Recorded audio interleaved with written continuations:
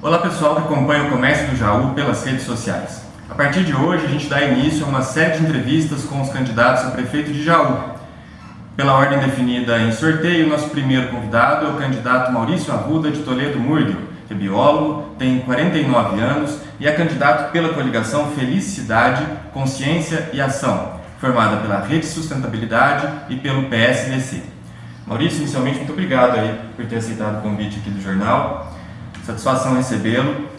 Maurício, primeira pergunta naturalmente ligada à sua biografia, à sua trajetória. Acho que sua candidatura está muito associada à questão do cuidado com o meio ambiente, da sustentabilidade. Queria entender o que você pensa nessas áreas para a cidade de Jaú nos próximos anos. Bom, primeiro agradecer a oportunidade de estar aqui, a oportunidade de estar falando e a oportunidade desse momento estar fazendo esse tipo de ação pela nossa cidade.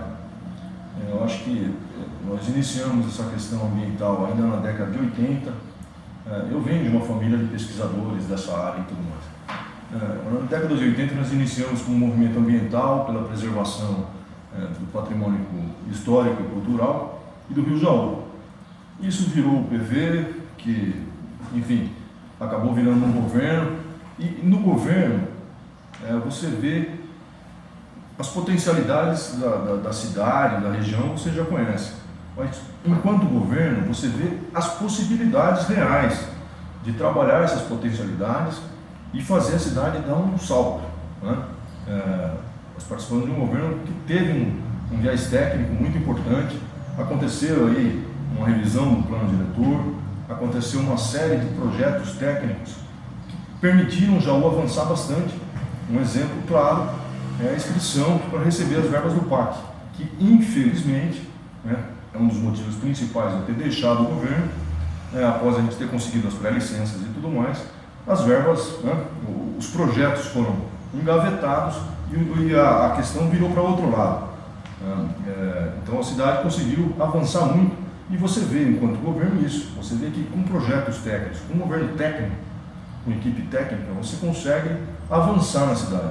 E a gente que vivencia essa questão ambiental, que é uma questão global, você está sempre vendo o exemplo de cidades que estão dando certo pelo mundo, as necessidades do mundo, as posturas que devem ter as cidades, né? E esse tipo de coisa que funciona em rede mesmo, é assustador, porque a gente não está dando mais tempo para a gente ficar titubeando, para a gente ficar bobeando, porque o tempo é muito rápido, as mudanças são muito rápidas e a gente tem que agir.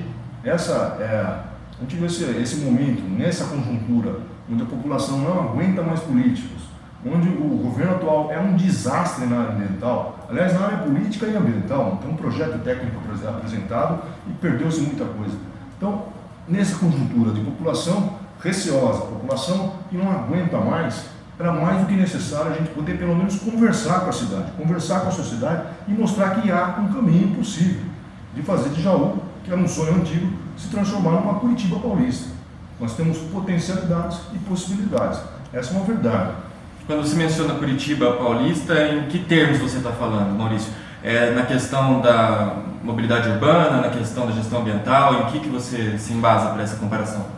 Lá atrás a gente falava simplesmente na questão ambiental, mas a gente usa isso porque é um símbolo de qualidade.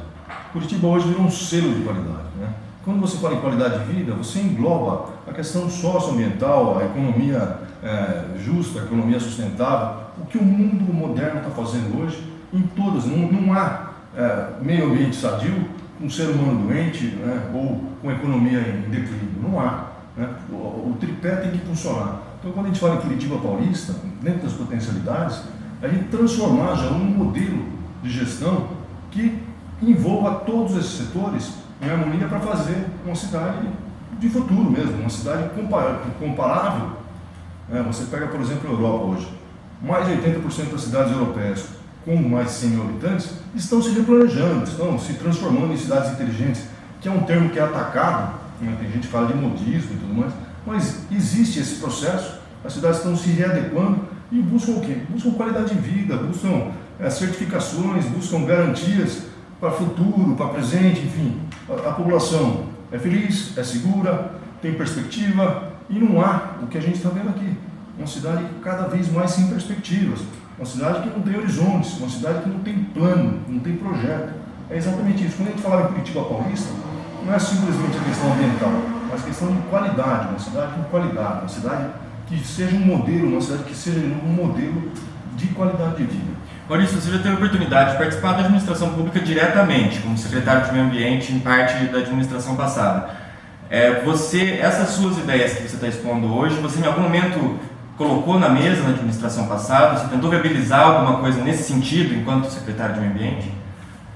Eu já fui assessor técnico do primeiro departamento de Meio Ambiente em 93, no primeiro Condema eu fui membro. Já naquela época, a gente já tinha propostas que levavam Jaú para esse lado, levavam Jaú para uma cidade mais ecológica, uma cidade mais moderna. Enquanto secretário, a gente tentou várias coisas, a gente tentou várias propostas, inclusive propostas essas que proporcionaram várias conquistas para a cidade. Eu cito de novo as verbas do PAC, eu cito um projeto que nós conseguimos aprovar, foram 6 projetos aprovados no Brasil, de uma usina de reciclagem de resíduos RCC, que chama Resíduos da Construção Civil, que é um negócio fantástico. Ficou lá aprovado no Ministério, explicando que foi ignorado, foi perdido. Então, você vê a questão de plano de drenagem, a questão de educação ambiental, tudo que a gente avançou, é impressionante, né? Enquanto governo, você vai vendo essas possibilidades e desde lá atrás a gente sempre propôs. Quando a gente participou em 93, depois a gente ajudou a eleger um outro governo, que foi quando teve a primeira secretaria já com o Toffoli. E naquela ocasião eu me afastei do PV porque eu votei contra a gente aceitar uma primeira secretaria sem estrutura de secretaria. Porque a Secretaria de Meio Ambiente por si só, ela precisa ter estrutura, ela precisa agir e precisa agir transversal. A gente já tinha essa noção, essa briga desde lá atrás. E no governo isso foi uma tremenda frustração na gestão passada. Apesar de a gente ter avançado, ter conseguido, o governo ter feito muita coisa em conjunto, foi uma frustração. Eu me lembro de um projeto de um parque linear, que você era bem entusiasta e também não prosperou, né? O que houve ali, Maurício? Houve uma falta de interesse de quem poderia ter o interesse real. O próprio parque trouxe um exemplo aqui, o Parque do Silvério, que a gente criava, que ilustrava, era um parque belíssimo, ele era baseado nas tecnologias. Isso inclusive foi apresentado num simpósio na FATEC na ocasião. Ele se baseava nas tecnologias que o mundo está fazendo hoje. O mundo está descanalizando córregos, renaturalizando esses córregos, fazendo o plano de drenagem sustentável. Então a água não corre mais para o fundo do vale. O fundo do vale você faz o mínimo de obra possível. Então o projeto para o Lago do Silvério não tirava um só caminhão de terra de lá. A terra era colocada do lado, está aqui o projeto, né? Um exemplo, aliás, aqui está um projeto desenhado à mão. Esse é o projeto desenhado à mão. Está aqui. O córrego volta a ser córrego. Né? O centro de monitoramento que existia já o prédio ficava lá. O lago reduz de tamanho, feito. Se tivesse bastante barro, o lago seria raso. Se tivesse pouco barro, o lago seria fundo. O parque linear com fontes alagadas, aqui alaga, enche, passa para cá. O córrego é renaturalizado, cheio de fonte, cheio de roda d'água, enfim, é um parque linear, um gramado. Isso evoluiu depois para o projeto em si, né? O Sol da Manhã entra num bosque botânico, a parque com palmeiras, um grande gramado, área para lazer, área para feira, área para esporte. Para a gente entender, esse é o projeto original do parque, que depois deu início ao pedido de verba para a obra de drenagem. Então ele foi desvirtuado ou na gestão passada ou nessa? Completamente. Eu acho que ele foi desvirtuado na negociação do PAC em si. Quando eles chegaram, a gente conseguiu a licença ambiental baseada também num estudo. Né? Isso aqui é um outro mapa que eu vou desculpa o mau jeito, mas é importante a cidade saber isso. Né? Isso aqui era o primeiro estudo. Estava na parede do lado, está aqui. Né? Esse é o primeiro estudo das intervenções da bacia. A bacia tinha intervenções ao longo da bacia. O Sila Bauab não tinha asfalto, e aí tá, o Sila Bauab não tinha as casas que hoje tem. O Sila Bauab receberia intervenções para barrar a água, barrar a velocidade dos carros, e a água toda era segurada no alto da bacia, e não no fundo do vale. Né? No fundo do vale você faz o mínimo de intervenção, porque quando a água chega lá, ela chega cheia de lixo, cheia de entulho, cheia de velocidade, cheia de força. Então a água você segura onde ela cai. próprio material editado pelo Ministério das Cidades, que era um material muito bom, falava sobre isso. Você não canaliza, você não coloca tubulação, isso é em último caso. Você vai fazer piscinão onde não há área, você tem um monte de área. Para que fazer piscinão? Para que fazer piscinão? Piscinão junta toda aquela água suja lá, entope tudo, né? Então, insiste, Maurício, por que não deu certo? Essa é a ideia original. Porque essa ideia inicial era um parque barato, era uma obra barata. Essa é a verdade crua e nua. E na ocasião, quando a gente queria saber, então, o Gaveta tem os projetos, que tudo vem pronto de Brasília. Vem pronto, o que vem pronto de Brasília? Eu queria assinar.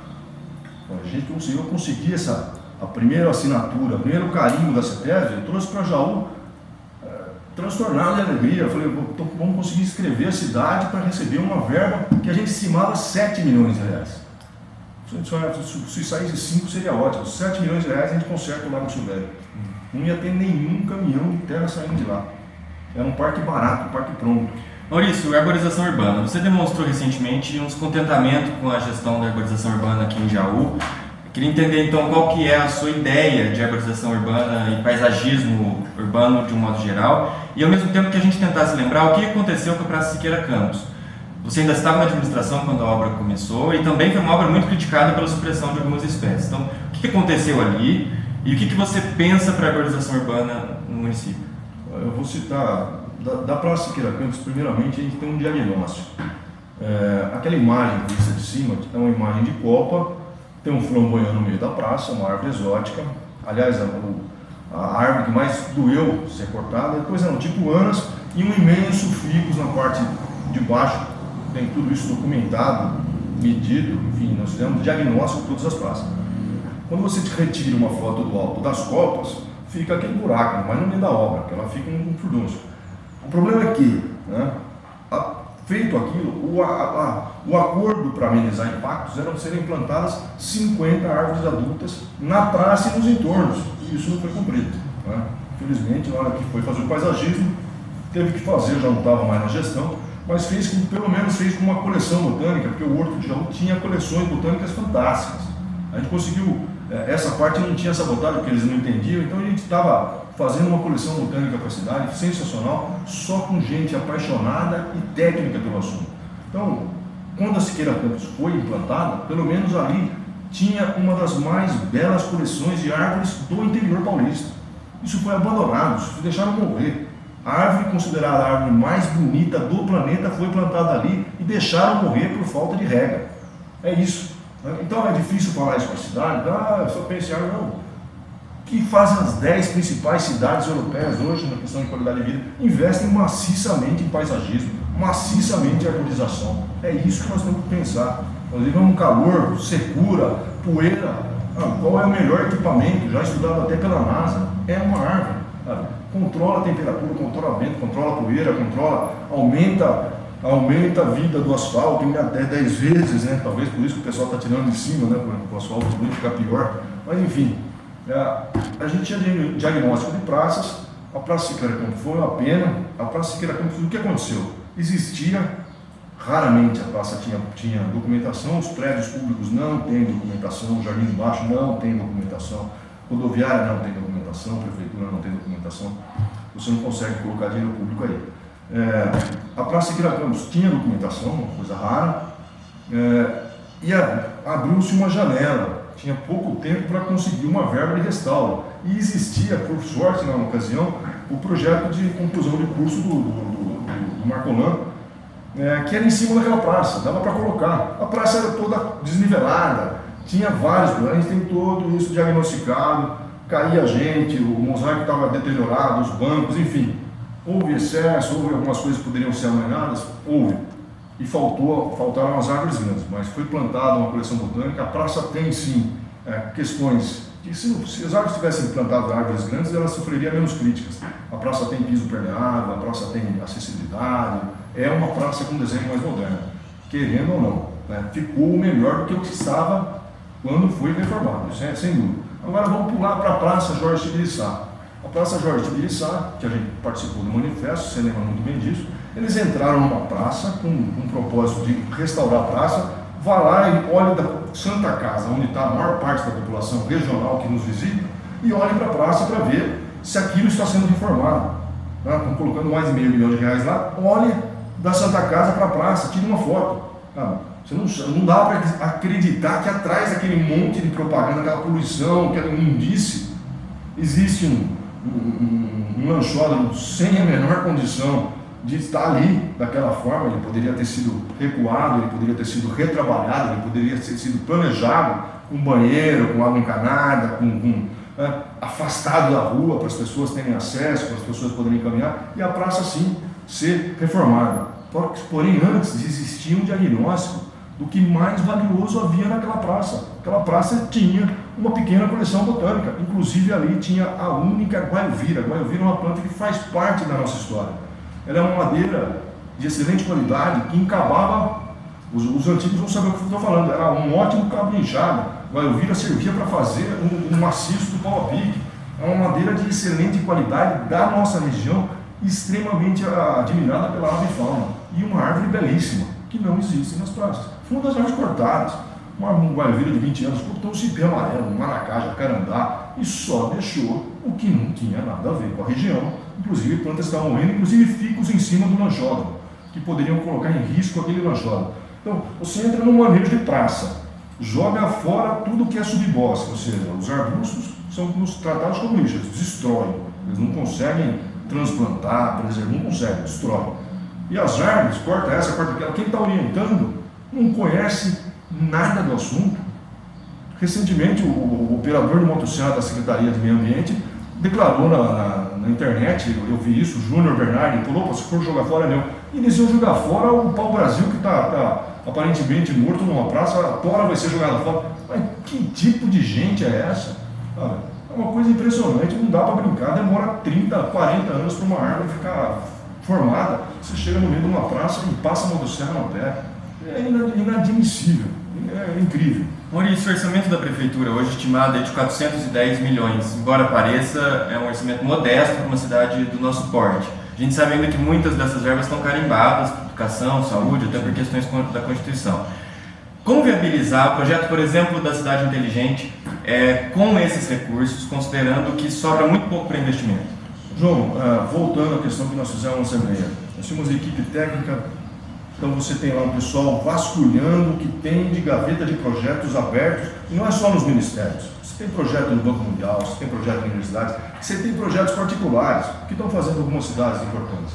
Elas abrem concursos, elas abrem projetos para atrair empresas de tecnologia para disputar. Um exemplo muito claro é a Siemens ganhando projetos no mundo afora com tecnologia, na área de iluminação, na área de geração de energia renovável, na área de comunicação, na área de segurança pública, de monitoramento, na área de conectividade.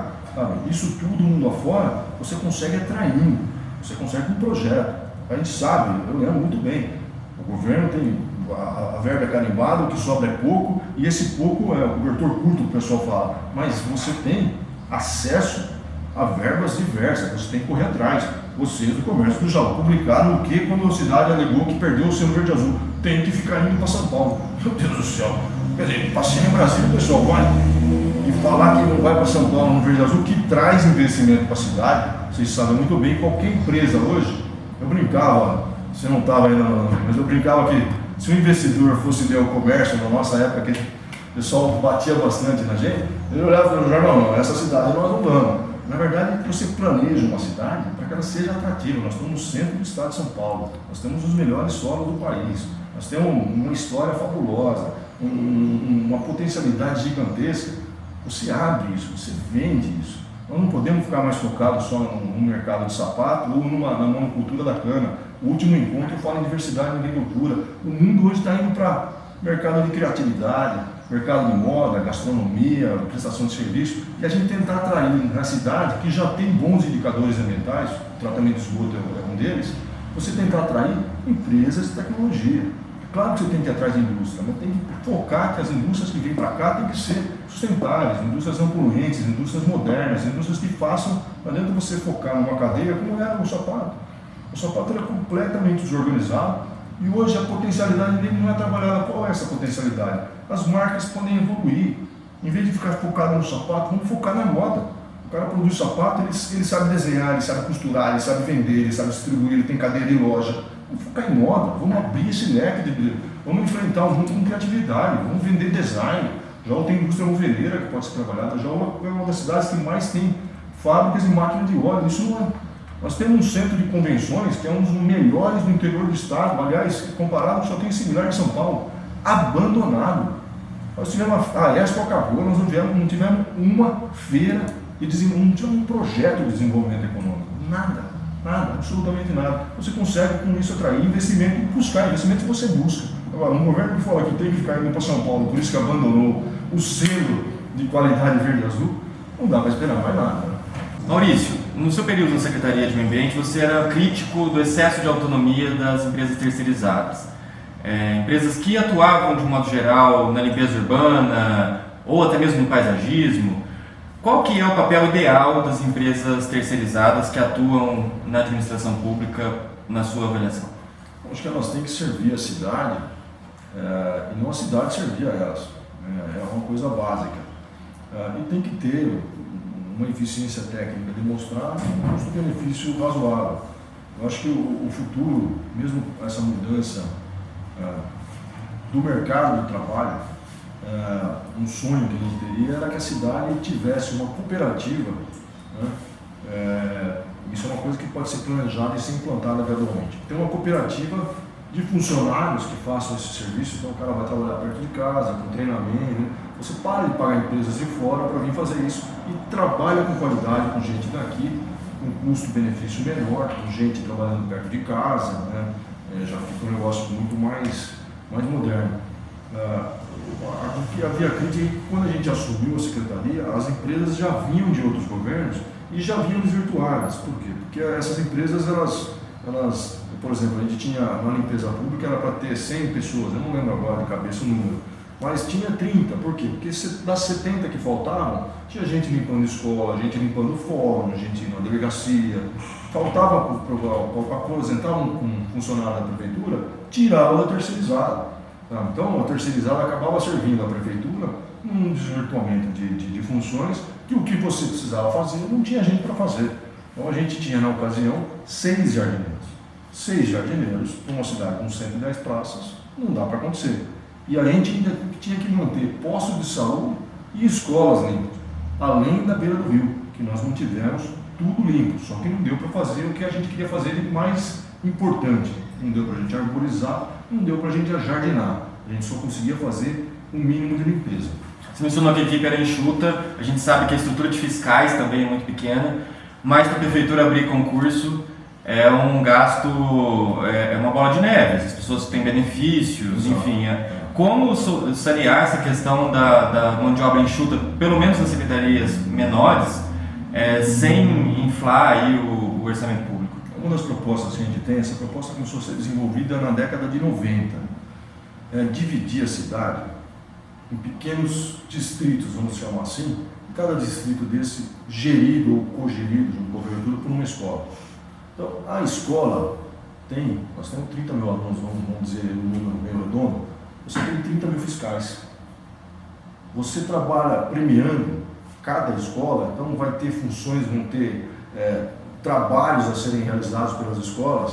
No contraturno, daí você consegue fazer a escola virar uma escola integral. No contraturno você ter trabalhos de cidadania, além do esporte, além da cultura, essas crianças fazendo ecologia aplicada. Então você já faz uma demanda de serviço menor. Por quê? Porque a ideia é ter uma cidade mais limpa, com menos lixo no chão, que recicle mais e que se vigie mais.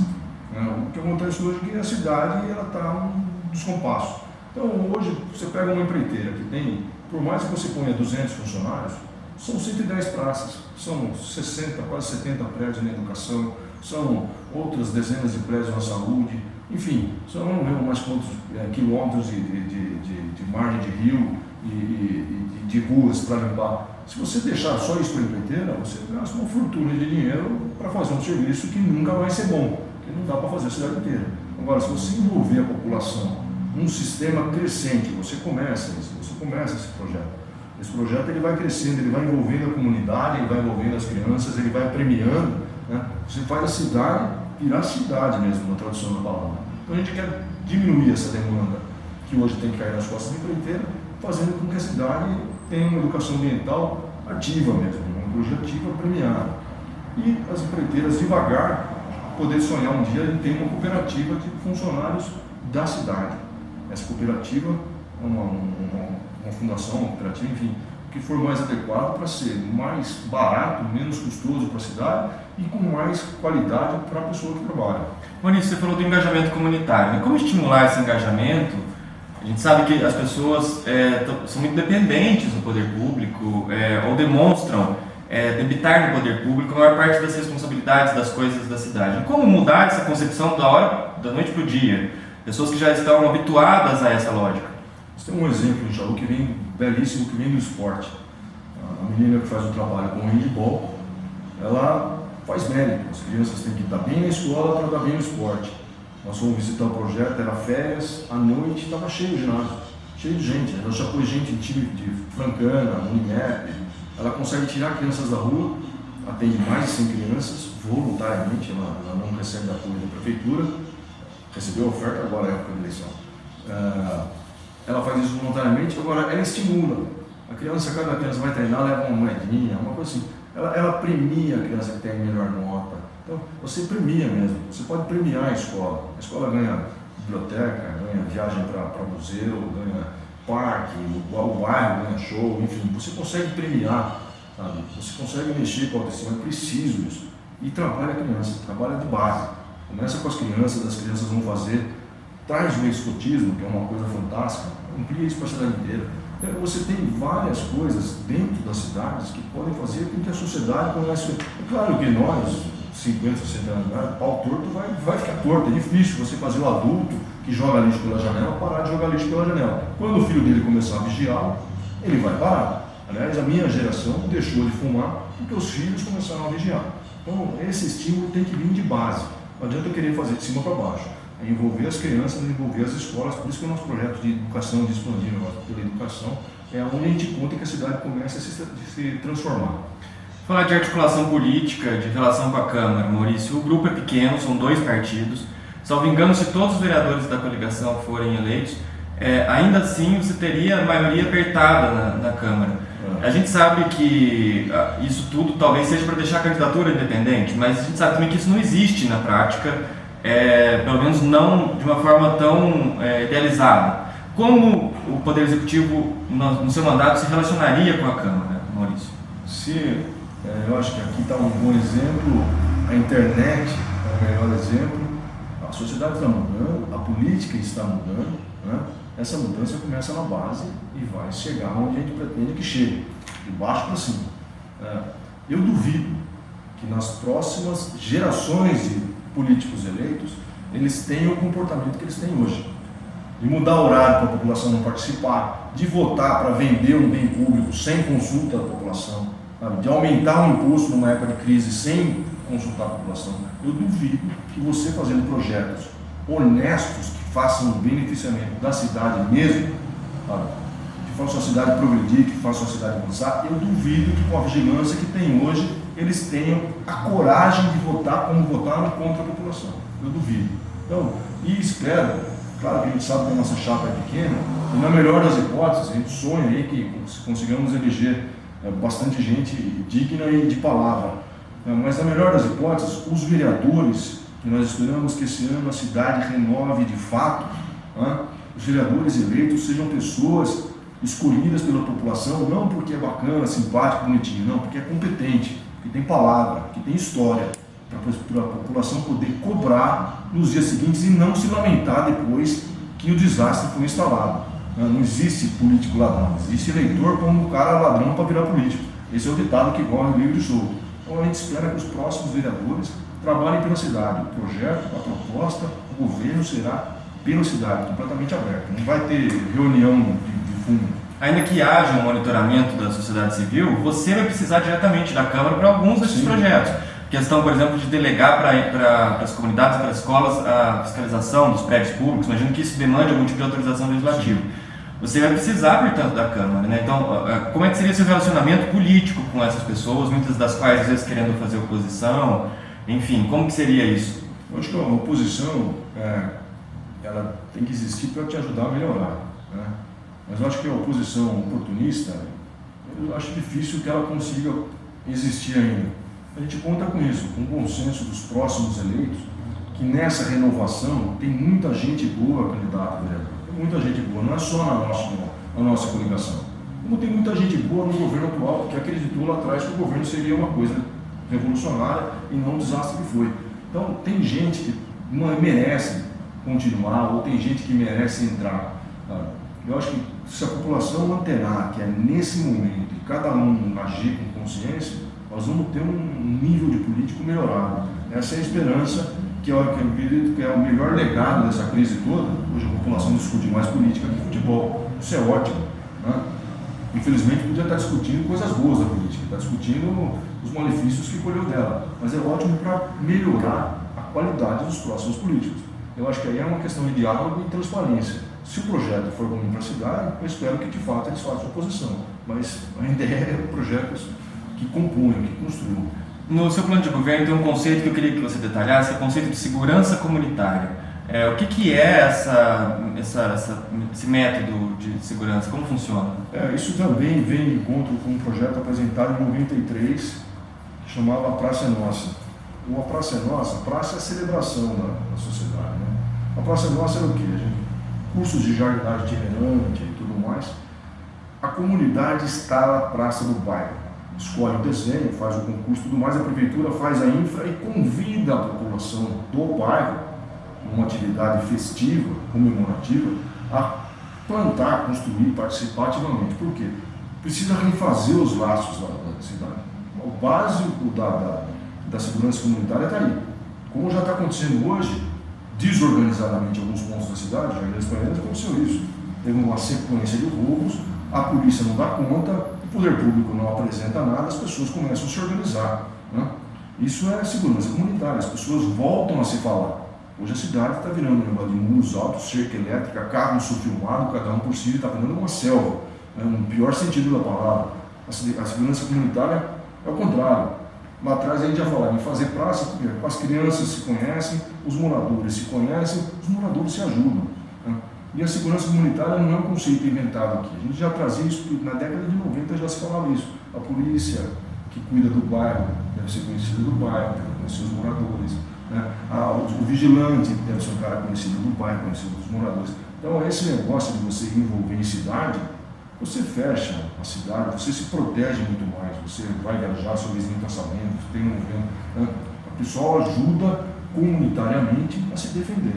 Isso é uma questão que a cidade se protege como um todo. A gente já tem 2 conselhos comunitários de segurança, né? Um na sede e um no distrito de Potunduva. Qual que é a tua ideia ideal aí para fortalecimento dos conselhos, para autonomia dos conselhos? Eu acho que você é bom ser criticado, Maurício? Você é uma pessoa que é criticada com facilidade? eu sou criticado com facilidade. Aliás, ontem encontrei uma crítica feroz no meu governo que virou amigo, porque na verdade a crítica era construtiva, a crítica era verdadeira e a gente sentou para conversar. E os dois lados se entenderam. Ela melhorou o nosso trabalho e ela entendeu o que a gente estava propondo. Porque a gente sabe que os conselhos muitas vezes eles criticam, né? Eles Exato. apontam caminhos que vão de encontro aos da administração. E se a sua proposta for verdadeira, você vai saber argumentar. Se a sua proposta, se a crítica for verdadeira, você tem que saber, como agente público, absorver aquilo para resolver. Eu dou um exemplo quando teve em Jaú um encontro feito pela Unesp para propor a usina regional de resíduos. E o projeto era lindo. E a gente fez uma crítica. Jaú apresentou uma crítica. A gente também tinha proposta. Qual era essa crítica? Que a usina fosse não feita em Bauru. Já tinha feito todos os cálculos para a região inteira para levar o resíduo para Bauru. Não faça isso na beira do Rio Tietê. A gente faz grandes projetos de reciclagem nas cidades e as cidades fazem o transbordo do mínimo. Aí, na hora, os professores que estavam apresentando, é verdade, essa é uma crítica, mas é uma crítica construtiva. E quem foi? Aí todo mundo quer disputar, o Tucatu se colocou melhorar. Então, você tem que saber o que é crítica verdadeira e construtiva. Né? Se você é agente público, você vai escutar a crítica dos dois lados. Você tem que saber argumentar. Se a crítica for ruim, você sabe contra-argumentar. A questão da gestão do lixo, Maurício, que até está prevista no plano de resíduos sólidos. Hoje o lixo domiciliar em Jaú é todo transbordado em Jaú, depois transportado para outro município, salvo engano aí um gasto de R$10 mil por dia com esse transporte. Esse é o modelo ideal de gestão do lixo domiciliar, na sua avaliação? E se não, o que você pensa diferente para essa questão? Até pertinente, eu peguei os resumos do nosso plano de manejo. A gente avançou muito pela Secretaria, nós inclusive fizemos um estudo junto com a FATEC, que era uma tremenda parceira da CNE e da cidade. Nós estudamos o perfil, o que compõe o lixo de Jaú.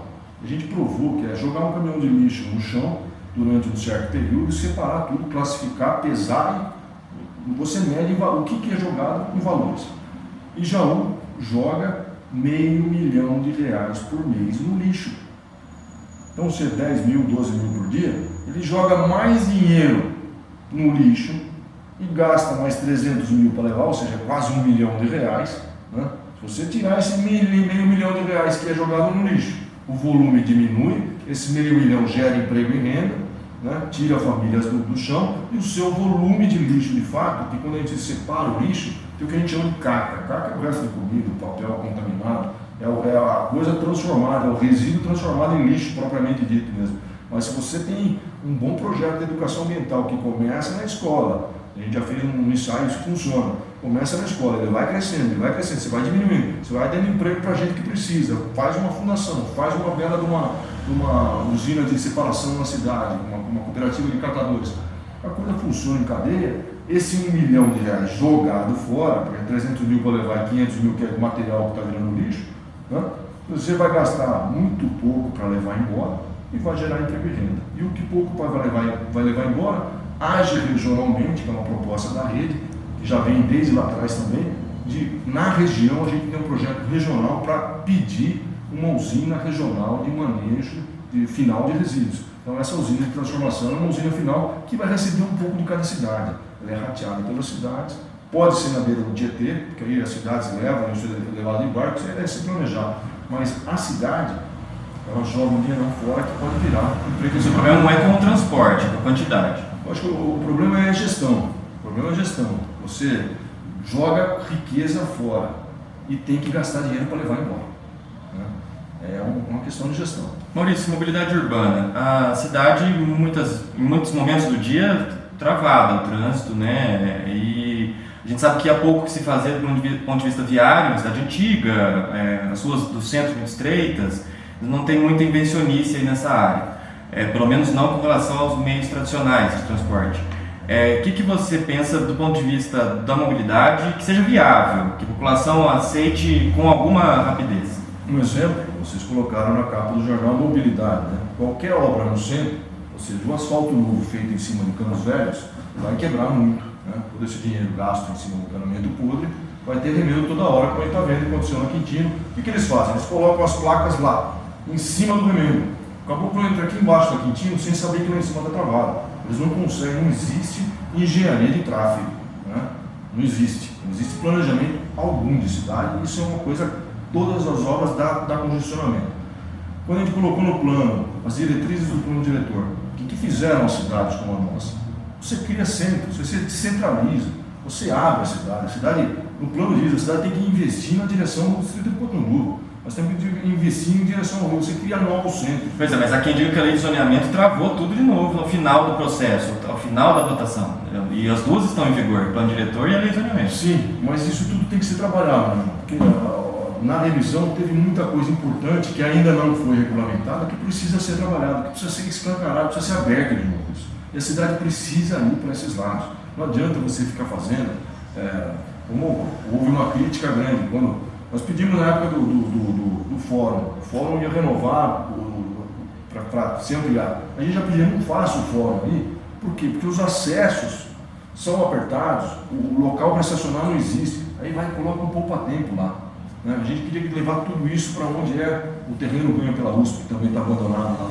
A antiga aviação jauense poderia ter abrigado a prefeitura, poderia ter uma cidade cartorária, todos os cartórios lá, uma nova rodoviária na área do CEPROM, né? O fórum, tudo com área, o pessoal chega por anel viário, que funciona como anel viário. Quer dizer, isso é planejamento urbano. E não ficar colocando coisa no centro, antigamente punha na beira da linha do trem, né? Como tem aqui os predinhos lá. Põe na beira da linha do trem e o povo chega e vê. Agora não, joga no centro, né?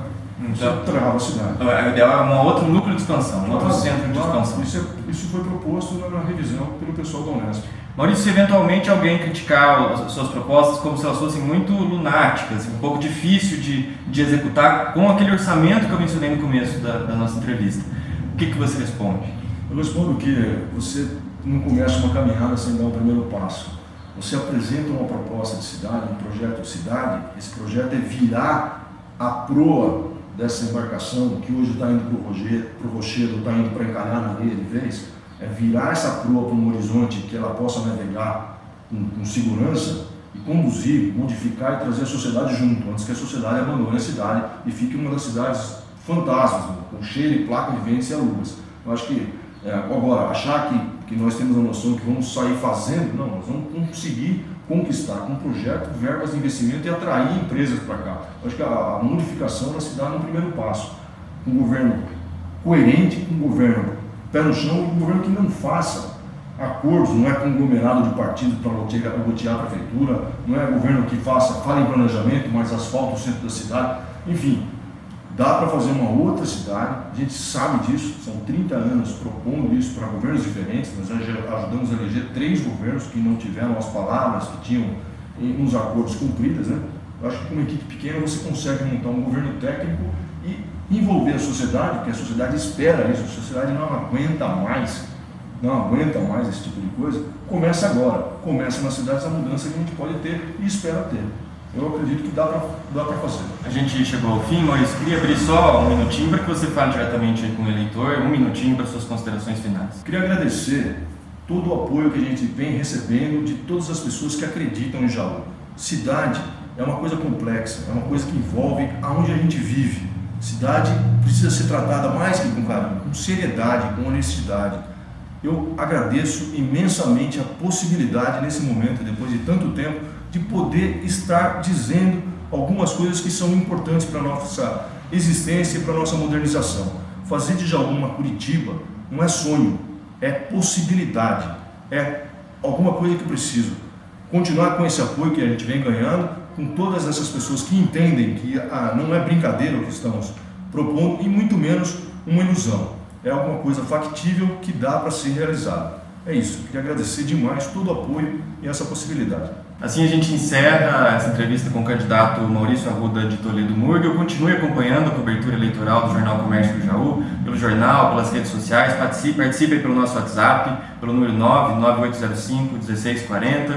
Espero você na próxima oportunidade. Muito obrigado pela companhia. Até lá.